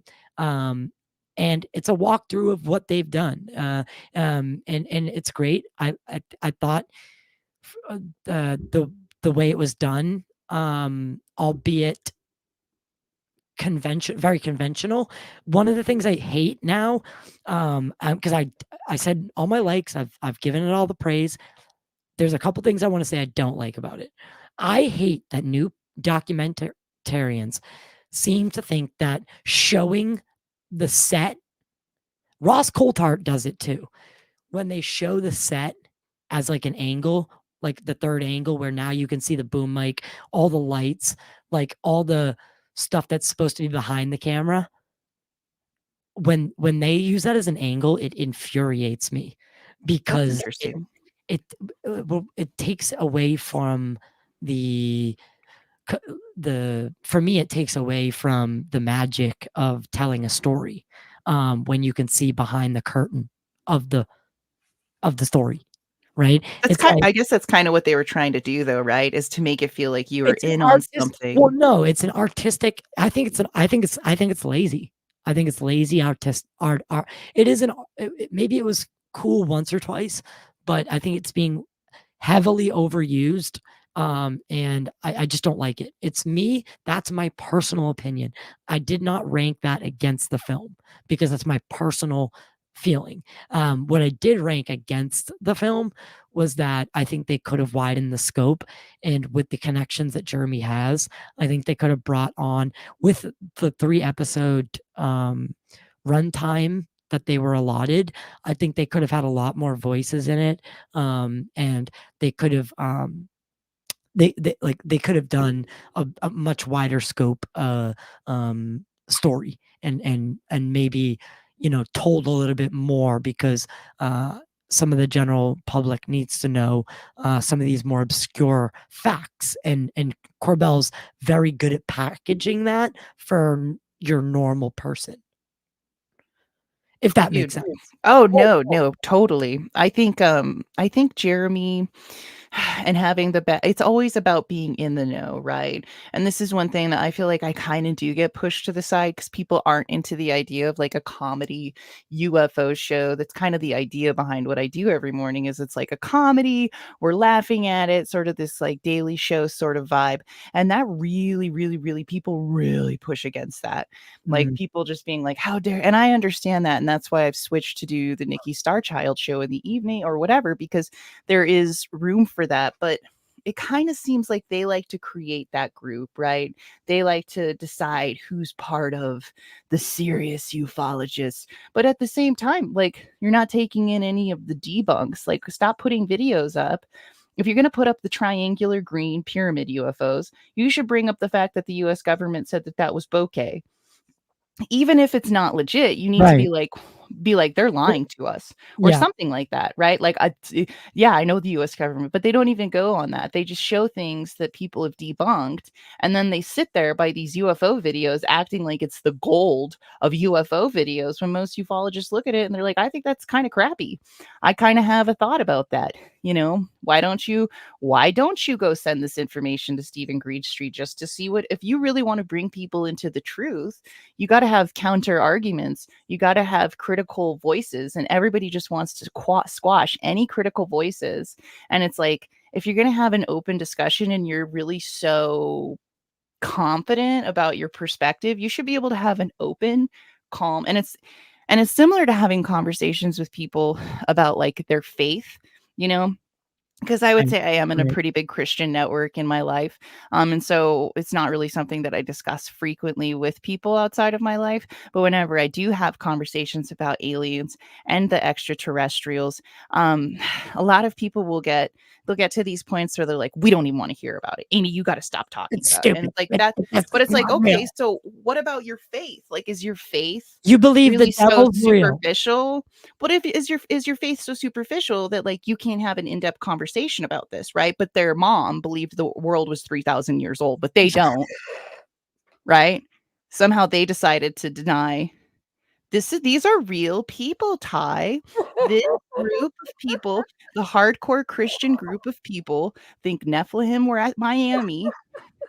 They think this interdimensional stuff. Ty, look at Tucker Carlson, dude. He's on Angel Demon Land. Like, he has led the pack on Angel Demon UFOs. People who are trying to conceptualize this is going to be a tear in society associated with Christianity and UFOs. It is shaking up now. And people are trying to. I have Beck Lover coming on the show on Tuesday, and he's one of these people who thinks that UFOs represent demons. Yeah. And he knows that he's coming on to a show where I do not believe that. And he's been on Julian Dory. He's been on he was on Danny Jones' Concrete podcast. And that's where I kind of found him. And I reached out to him personally, and I was like, listen, I don't believe you, or I don't believe in what you believe, but I've had many people like that on the show. Jeremy McGowan. Like, I've had Mick West. I've had controversial people on the show, and I'm not afraid to do it. It's important. it's important to be able to have a conversation with someone you don't agree with, right? Because at the end of the day, you might learn something. And I come from the side that this factionalization that's happened is the main problem of ufology. Yes. If we were in a united front, like I'm still 2 days ago, I was in a 5-car accident. Yes, I'm so sorry. Are you doing okay too? How's Yeah, the blue I'm light actually going? doing pretty well, right? Good. Okay, Like good. all things Can I I want to say something about how hardcore you are so people understand if you don't mind. yeah. So I don't remember I was texting you where I was, but I was like, "Oh my gosh, you just gotta do, are you okay?" And you're like, "I'm fine." You're like, "The doctor says, I hit my head, but that's okay. I can't really see straight, but we're still gonna do this. And I've got 4 interviews and I've got this going on." And I was like, "Oh my gosh, you're so hardcore." And then you said something, well, my dad always said to rub a little dirt into the bruises or something. And I Yeah. was like, yeah, Terrible man. advice, by the way. I Yeah, tried rubbing some dirt in it, and it only made it worse. it's very Oh East my god. Coast of you, to be honest. Yeah, yeah, yeah. My girlfriend was saying the same thing. She's like, "Take it easy." I was like, "Do you know the week I have ahead of me? There's no such thing as take it easy." No, Like, dude. You live once, go for it, yeah, I agree. even the doctor was like, the blue light is you're gonna be really sensitive to it. And like I said, right now it's like I'm starting to feel it. Oh, okay. So, but I was like, so they're like, you just, keep it minimal screen time. I was like, I have 7 shows to do this week, that are at minimum of 2 hours apiece. So unfortunately, I don't think I'm going to be able to do that. Right. And she was just like, "Oh, really? Really, dude?" But yeah, no, beyond that, so Awesome. Thank you for doing that, Ty. but this is the thing. I'm pretty sure I blacked out, and when I did, and I'm gonna do a show where I kind of explain the things that have been happening to me lately, because it all started when I moved back into this house temporarily, my parents' house, for the time being, and I'm living in my mother's room, and my mother died in that room. I closed her eyes for the last time in that room, and some weird shit started happening the first night I was there. And then I interviewed a few people like Dr. Kimberly McGeorge, who do like soul readings and like things like that. And I did a sound bath, and they're all talking about my mother like without me bringing it up. And they're all saying like, I can feel a warmth, like, and there's all these things happening. And then it's capped off with this accident that I barely come out scratched with, but I did hit my head pretty hard. And for a second, I think I saw the light. And I don't know if that is a near-death experience, but I came out with like focused, different, like I can't explain it. Like I have headaches right now, but I know those will go away. But something's weird. Like something feels off, but it feels good off. So I don't know what's happening. I don't know. So I'll keep you updated. But then I finally know that there really is something after life is what I'm going for. It's like I think this month was the moment of conversion finally. Yeah, and I think that's kind of part of me for the whole phenomenon in general, especially learning that they're He's like, "That's a interdimensional. concussion." That is a concussion. That's funny. I mean, Yeah, yes, that's what they labeled a mild concussion on Jolly. Yes. I think, but as somebody, and it's interesting that you bring that up about, I don't want to go into too much depth, but I had a similar experience with my father, happened in the house and all of that stuff. It's very, very, very traumatic and interesting and a lot. But I also think that like the interdimensional aspect to it is part of what the phenomenon keeps us going, and part of why I think a lot of religious people, push away from it. But there might actually be some real answers there about the afterlife, about where we go after we die. And a lot of people, like, I think if we know more about aliens, we'll know more about what happens after we die. I think there's a connection big time there. Thank you. I'm glad to know somebody else feels that way. So, dude, like that's what I'm saying. We're on the precipice of potentially answering arguably, the biggest right, questions of right. humankind. Arguably, there's the two questions that are embedded in our heads from the day that we're born or concepted, and I'm convinced of this. Are we alone in the universe? Right? Like it's just in our DNA to wonder these things. Are we alone in the universe? And what happens after we die? Once we figure out that we die, because as a kid, you don't really figure that out right away. Right. And then Right. you're along with finding out was Santa's not real, you find out that there's an end to this fucking thing, and you're like, so it's just all bad news? Like Right. Right. it's all bad news? No, it's not. It's not. Right. And that's the good thing. That's the good thing that we can confirm, or I think we can confirm. But we're very much brought up to be told or taught the world is very black and white, but there's so much gray, and we're on the precipice of answering one of those two questions, which may lead to the answering of the second. Why are we? 100%. Why Yeah, are we not all on board with this? It's and I think a lot of it has to do with, the luxury, the guilty pleasure of being able to get into ufology and to not be struggling, on a level that's so difficult, like having, a bunch of children and you're a single mom, or, or you're just a guy who's just trying to make it, man. You can't get a job and you got to sit on a street corner because you're like, frick, where am I going to sleep tonight? Like homeless camps everywhere. There's just so many distractions of people just basically trying to survive, which is really where things get difficult. And I think that's why people aren't interested. I don't think aliens will change their world in the slightest. They're still going to walk down the street. They're still going to do their thing. I think if they're heavily religious, it's going to be what I call like the Neil deGrasse Tyson shuffle, right? You're going to pretend like you were smart enough to understand the transition. You're going to take facts that you already knew were real, even though you denied them. And the second you'll look like an idiot for denying this, you'll pretend like you always knew. And that is disgusting, because the smartest person in the room is the one who knows they know nothing. And the person who comes out and they shuffle around and they're like, oh, well, I already knew that. Of course, I read the Nuts 2017. Of course, I knew that, Travis Walton happened and all these things happened. They don't know that. They don't know that. And the second it becomes confirmed, they pretend like they always knew. And those people are the most scary.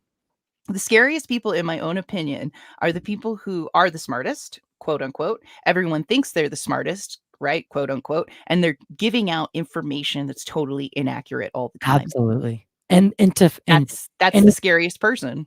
And if the technology, if all of that is being kept from the American people and the global population because of greed and a fear of your religious beliefs, if that ends up being the case,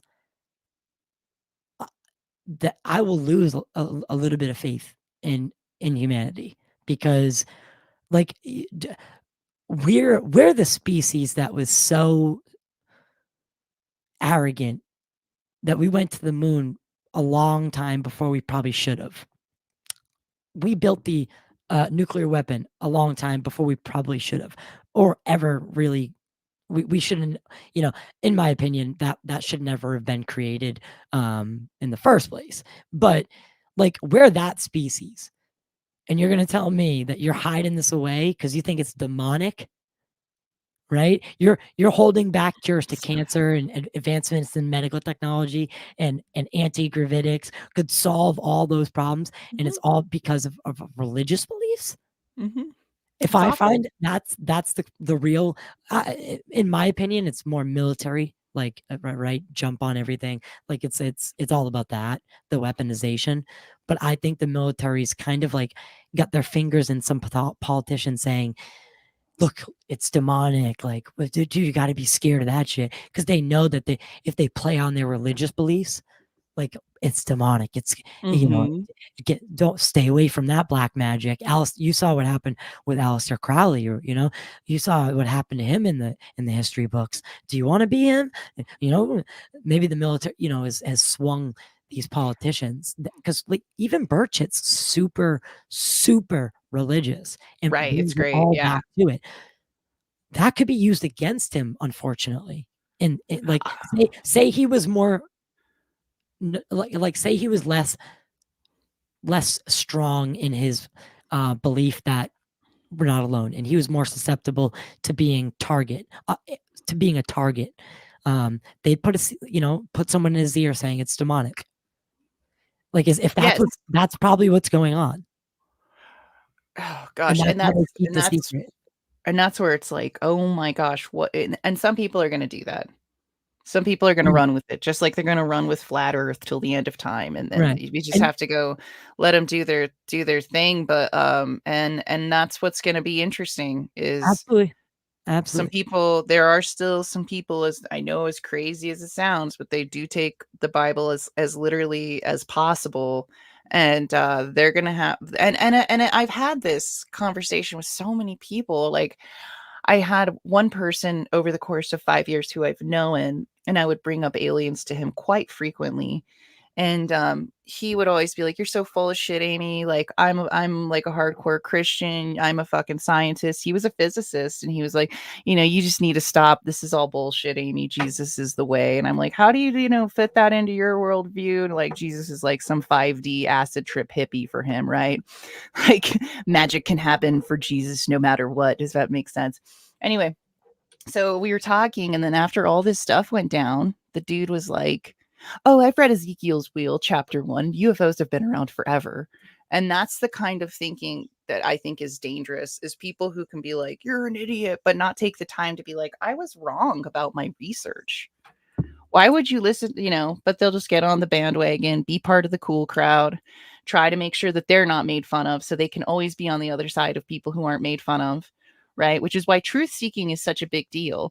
Like we're so easy, like people who are skeptical and can just say everything's fake, they're lucky. Number one, YouTube responds to negative titles all the time. If you have some sort of negative connotation in your title, you go watch YouTube, how to make YouTube videos. They say, put something negative.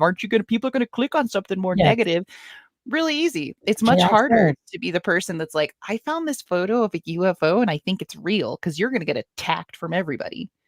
And so I just have a lot more respect for the pioneer, for the person who's being courageous, who's not afraid, and that's what we love. That's what we're thankful for with Jeremy Corbell.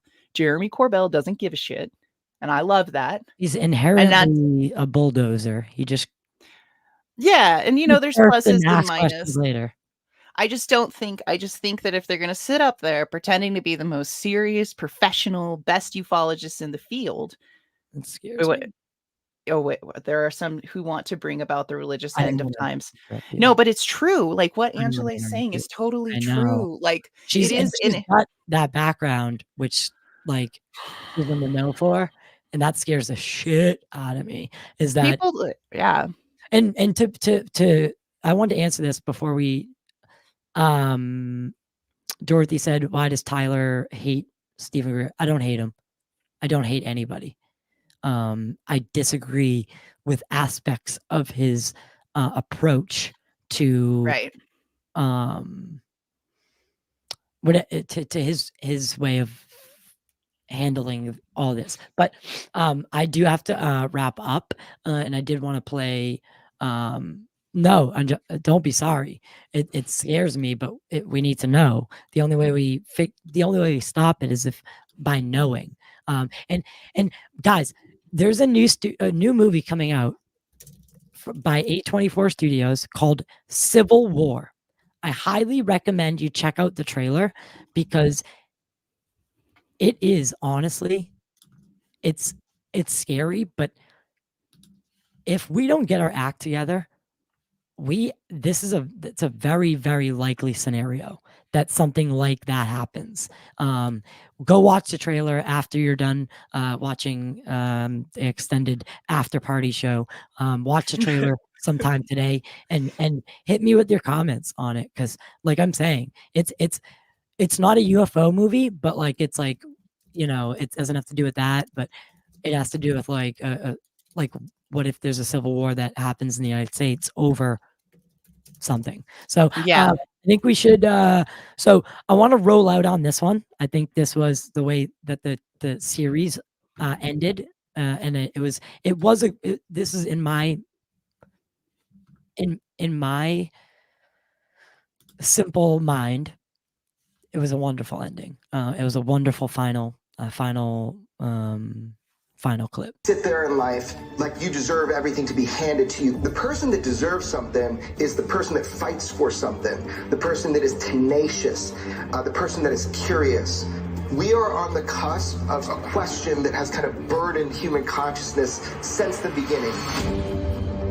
Are we alone?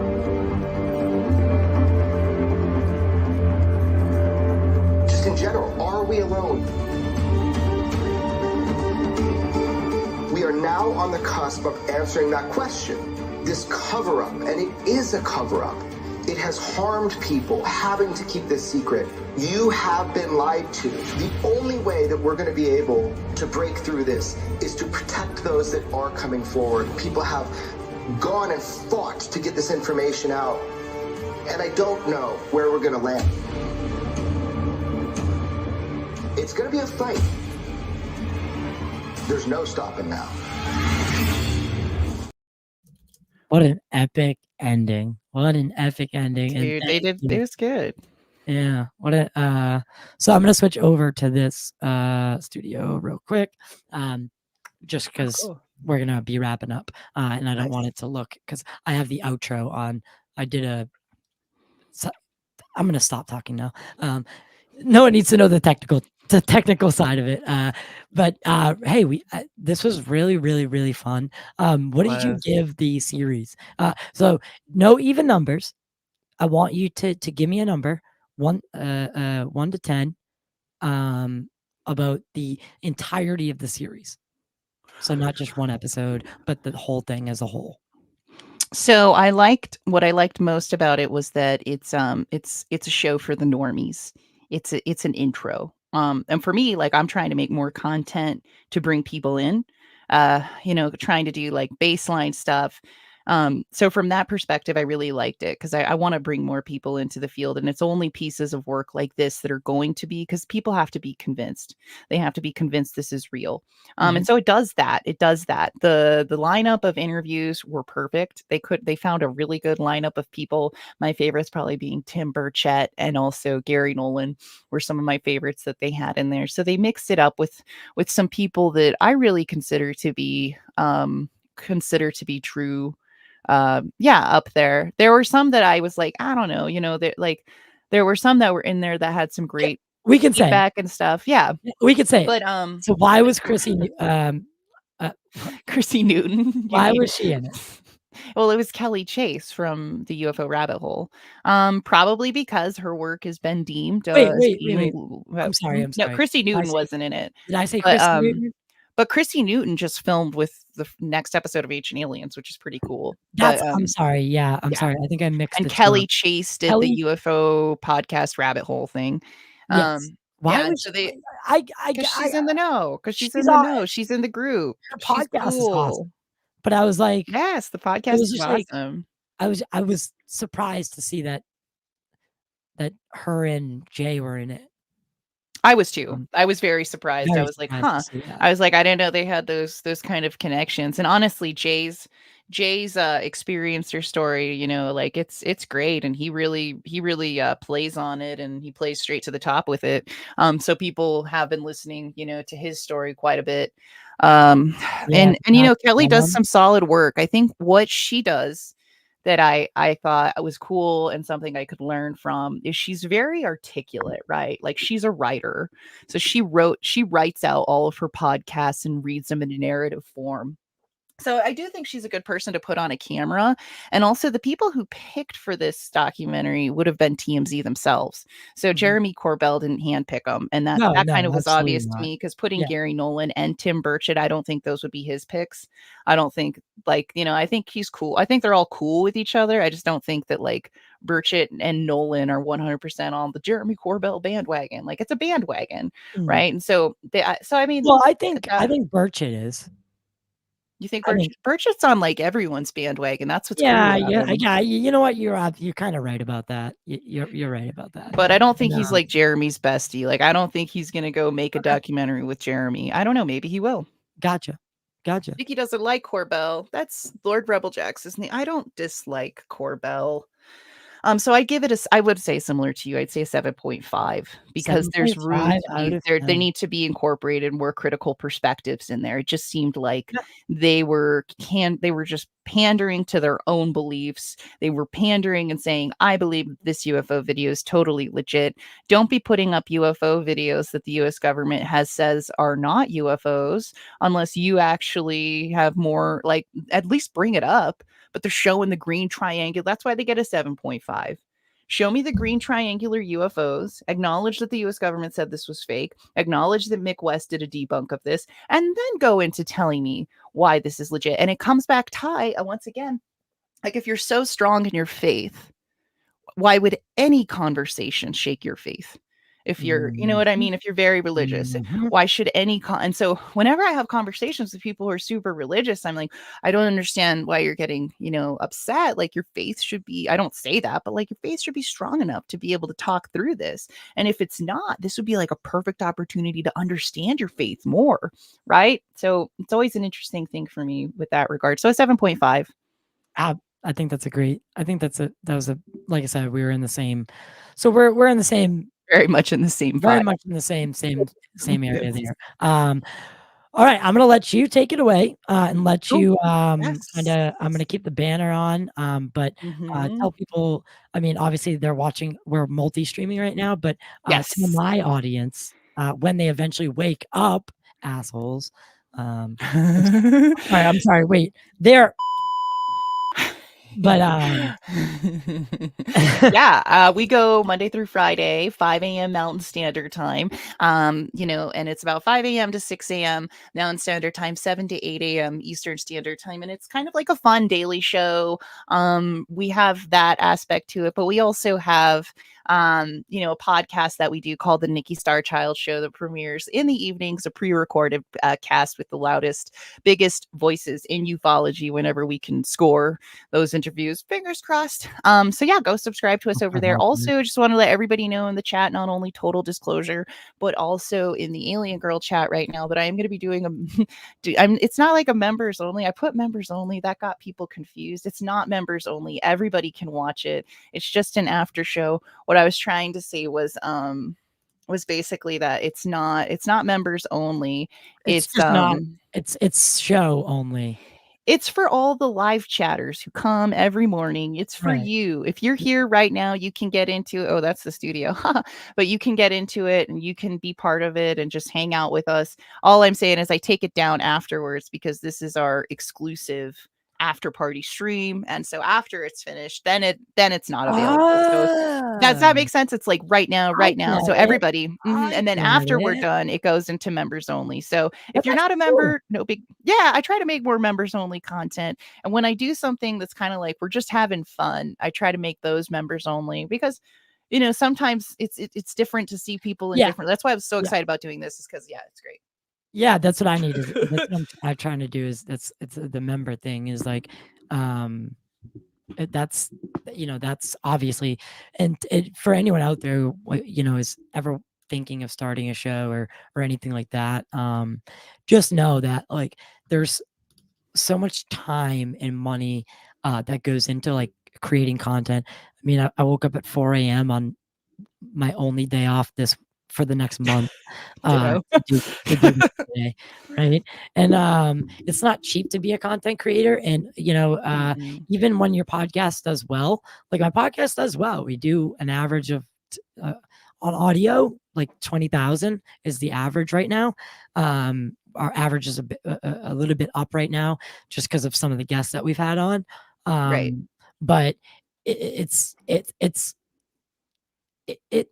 there's not a lot of money, and like Corbell and all them, they're right. There's not a lot of money in this, and like if they're saying that at the top, and we're saying it at the bottom, like it's there's really not a lot of money. So like anytime you go a step further, become a member, whether it's Total Disclosure, whether it's Alien Girl, your favorite content creator, go out and help. It's for the price of a cup of coffee, if you can spare it, and if you can't, sharing, liking, reviewing on Apple Podcasts, on Spotify, all that's free, and it's just as useful to the creator. So that goes for both of us. Yes. And my audience, for when you do wake up, you know what it is. Drop a comment below, and we'll see you guys next time. Nikki, thank you.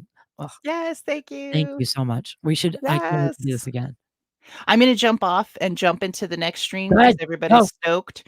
And I'm just going to get a cup of coffee. I've got some cool music for you guys Yeah, to jam I'm about to to. go to I'm gonna- breakfast with a friend. So perfect, to everyone, I perfect. love you all. Nikki, love you. We'll see you soon.